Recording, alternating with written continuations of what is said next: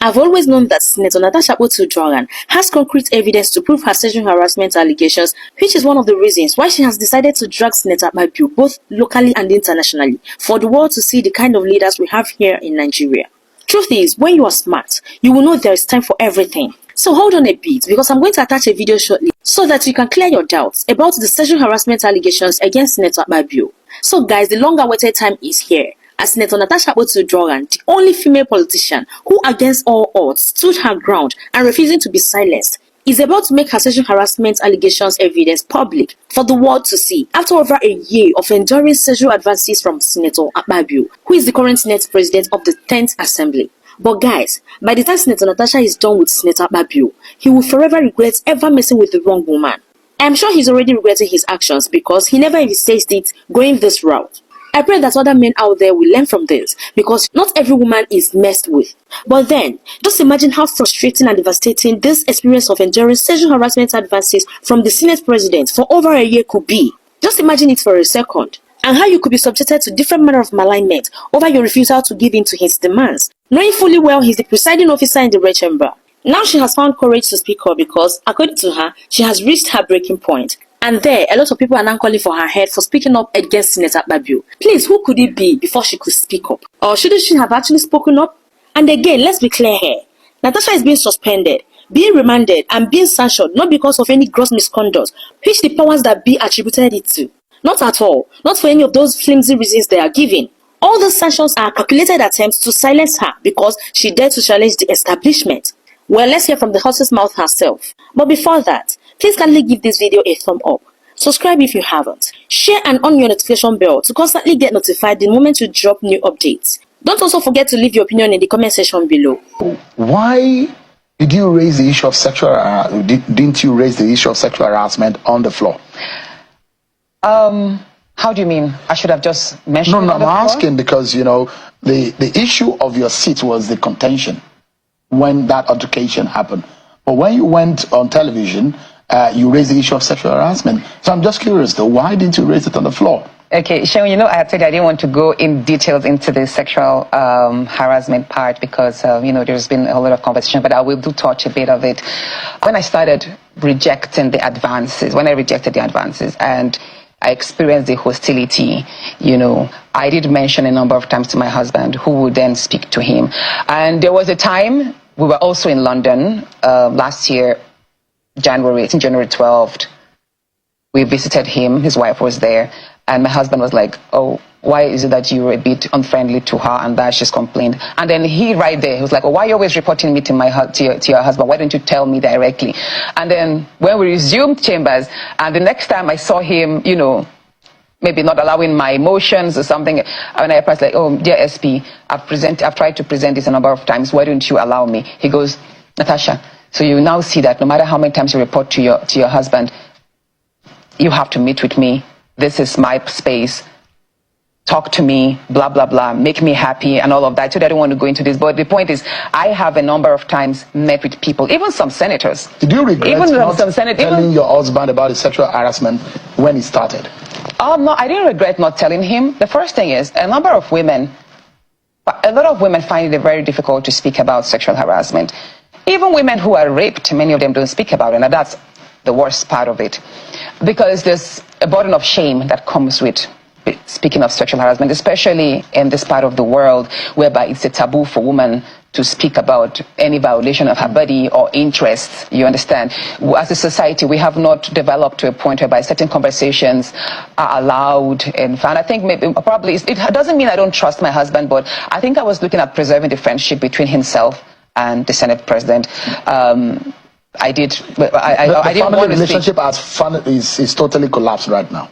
Well, I think as for me, I don't think I would want to maintain any friendship with a person who does not respect boundaries, and I don't think we would have. They're claiming that there are no evidence, no shred of evidence that you can prove that Akpabio harassed you sexually.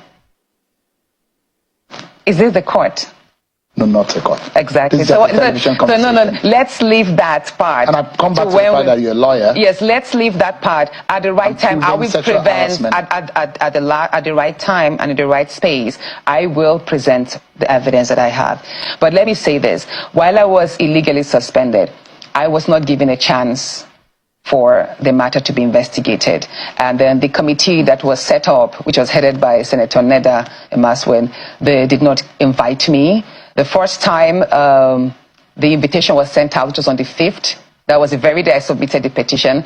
There was a court order that the committee should not sit for 72 hours, but explain to the court the reason why I should face that committee. They went ahead, had the session, had the meeting, came up with the suspension, and there were also complaints by some senators that their signatures it was the attendance sheet that was used to endorse the report and not the senators themselves, which also amounts to the report being fraudulently conducted, which also again means my suspension is void ab initio as well. So a whole lot of irregularities surround my suspension. And then again, when I asked why was I suspended, they said I was not suspended for the sexual harassment. I was I was suspended for gross misconduct. And then you ask, what exactly was my gross misconduct? What did I do that amount? They say it's because I violated the Senate rules. But are they not in violation of the Senate rules? The Nigerian Constitution does not allow an elected officer to be suspended.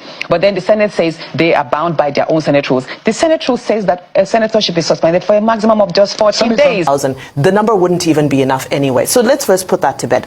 Now, secondly, with regards to her providing evidence and so forth, I think what everybody wants is for Natasha to follow this process and to follow it through to the very end.